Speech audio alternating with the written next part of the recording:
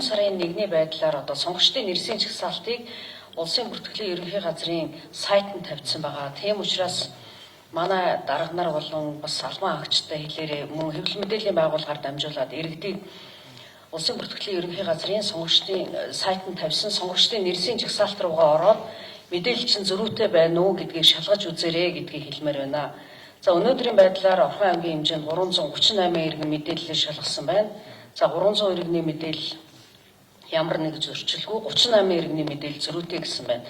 Тэгэхээр зөрүүтэй мэдээлэл байвал зөрүүтэй мэдээлэл гэсэн цэс рүү н ороод мэдээллийн илгээчээр бүртгэлийн хэлтс дээр ирээд бид нар тэр хаягн дээр чинь өөрчлөлт байна уу, ямар нэгэн өөр гадны хүн байна уу, бүртгэл байна уу гэдгийг чинь шалгаад хариуг нь илгээж байгаа.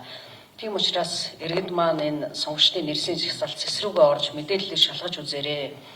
За ихэнх иргэдийн мэдээлэл зөрүүтэй байгаа нь бол тухайн хаягн дээр байраа зарчаад байдаг машин машингаа зарчаад явахдаа тухайн шилжиж очиж байгаа газраа бүртгэлээ хийлгээгүй ийм мэдээллийн зөрчилтэй байна шүү. Тэгэхээр иргэд маань 4 сарын 29-гээр шилжил хөдөлгөөний төр хаагдах учраас тэрнээс өмнө мэдээлэлээ шалгаад энэ хаягаа шалгаад энэ мэдээлэл зөрүүтэй зөрчлүүдээ арилгаарай гэж хэлж байна.